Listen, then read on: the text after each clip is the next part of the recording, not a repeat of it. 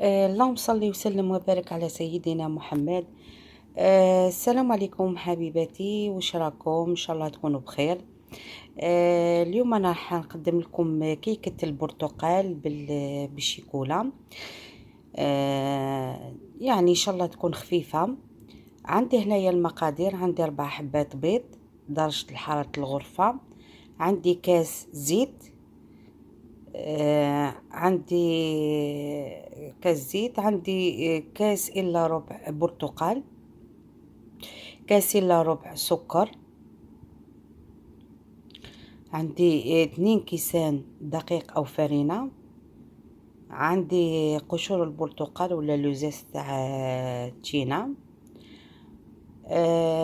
عندي هنا مغرفة كبيرة تاع بيكنج باودر أو خميرة الحلويات، ومغرفة صغيرة تاع فانيليا أو لافاني، وقرصة ملح.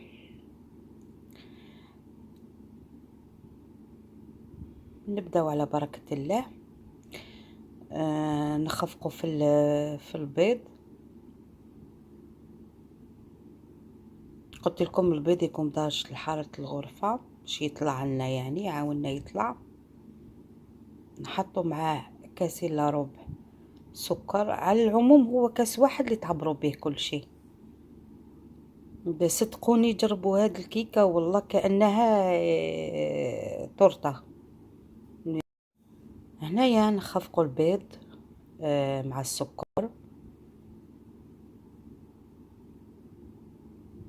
حتى يتضاعف لنا الحجم، يعني يتغير لون الخليط. نحط هنايا مغرفة صغيرة تاع لافاني ولا فانيليا،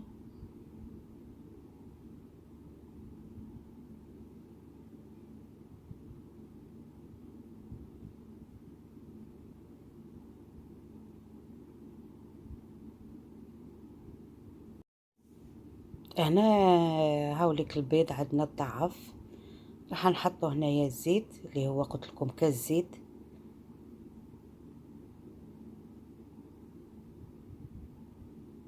نخلطوا المكونات السكر مع البيض والزيت. هنا نسيت ما قلت لكمش، ما كنت انا خليته في الثلاجة ولا في فريجيدير مكون زبادي او الياغورت ناتورال او طبيعي، زبادي طبيعي. عندنا علبة واحدة. هنا خفقنا قلت لكم، حطينا البيض مع الزيت، البيض مع السكر، ومن بعد حطينا الفانيليا وقرصة ملح، بعد الزيت. دوكا راح نحطو كاس الا ربع هو عصير برتقال او عصير التينا. نحط هنايا علبة تاع زبادي طبيعي.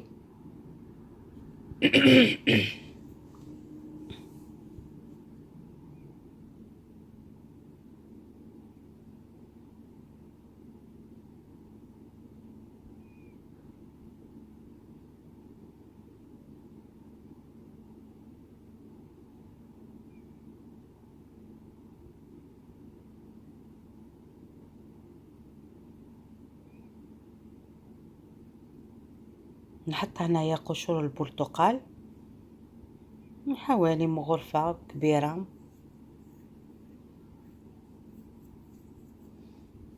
رغم احنا حطينا لافاني ولا الفانيليا، يعني ما كاش مشكل، خاطش كيكة بالبرتقال. هنايا راح نصفي 2 كيسان فرينة او دقيق، راح نصفي الكاس الاولاني. انا راح نستمر نخفق هكا، بعد نزيد نكمل الكاس الثاني مع البيكنج باودر او خميرة الحلويات اللي هي من العاقة كبيرة تاع خميرات الحلويات. عندي هنايا المول او الصينية، دهنتها بشوية زيت وزبدة، يعني تكون شوية صينية كبيرة 26 سنتيم. هنا راح نستمر في الخفق، تتخلط المكونات كلها. هنايا هاي ليك المكونات خلطناها كاع كلها. راح نحطو الخليط هذا بعد ما نكون انا نسيت، يعني على طول ننسى. كنت سخنت الفرن على درجة الحرارة 180، نحطوها بين 35 40 دقيقة. انا راح نسكب الخليط في الصينية. انا تقريبا كنت سخنت الفرن يعني 10 دقايق. ولما بديت نعمل الكيكة، نحطوا هذا الخليط راكم تشوفوه يعني شويه خفيف ماشي ثقيل، ما تخافوش عادي.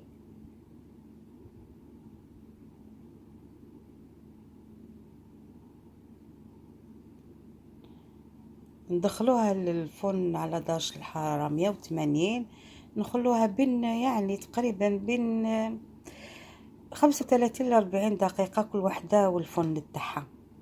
انا صراحة قعدت 40 دقيقة. عندي هنايا شيكولا سوداء،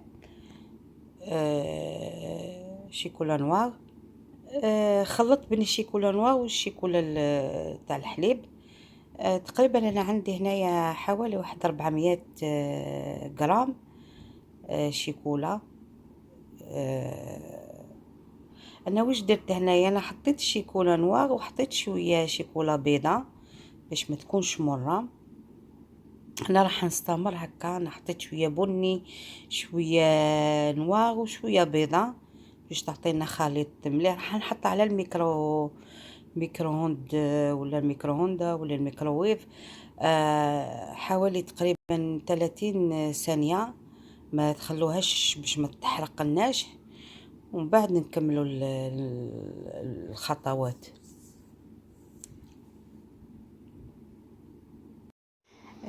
هنايا بعد ما حطيتها في الميكرووند ولا الميكرووندا ولا الميكروويف، حطيتها قلت لكم 30 ثانية باش ما تحرقناش ويتغير الطعم ديالها. المهم انا هنايا خليتها قلت لكم 30 ثانيه. راح نحط عليها مغرفه كبيره تاع زيت باش تعطينا لمعان، ولا زبده اللي عندكم في البيت. انا هذا راح نحطه في الكيكه، نحشي به الكيكه وندير كلاصاج من الفوق. بعد ما خليتها تقريبا 40 دقيقه على درجه الحراره 180، انا خرجتها. راح نوري لكم هاي ليك طابت لداخل حوليك. المهم انا راح نخليها تبرد باش نقدر نقطعها في النص ونحشيها بالشيكولا باش الشيكولا ما تذوبلناش لداخل كي تكون سخونه. وبعد ندير كلاصاج من الفوق. هاي ليك انا دوكا راح خليتها تبرد، راح نفتحها وبعد نقطعها في النص. هنايا راح نقطعها في النص. الصراحه هنايا الفيديو مشالي ما تسجلش كاع. مهم انايا راح نحطها في الشيكولا، نحشيها بالشيكولا لداخل ومن بعد ندير كلاصاج من الفوق. ومن بعد نوريها لكم ان شاء الله في طبق تقديم باذن الله.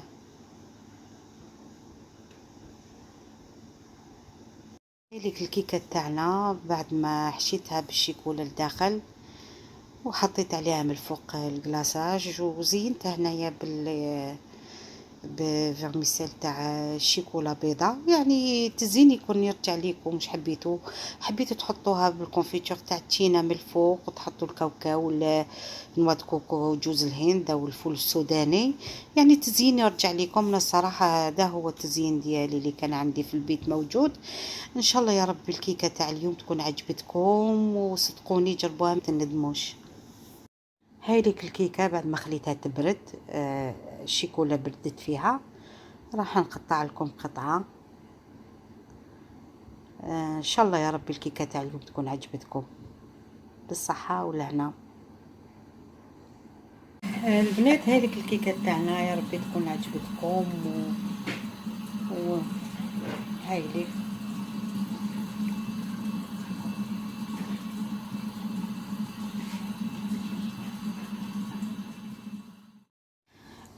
ان شاء الله الوصفه تاع اليوم تكون عجبتكم، تكون خفيفه يا ربي وتنوضوا ديروها. وش نقول لكم، ما تنساوش تشجعوني بلايكات وتعليقات وتشاركوا في قناتي وصفات ساميه، والاشتراك والضغط على زر التفاعل ان شاء الله مع الوصفات الثانيه. دمتم في رعايه الله وحفظه، والسلام عليكم ورحمه الله تعالى وبركاته. مع السلامه مع وصفات ثانيه بإذن الله.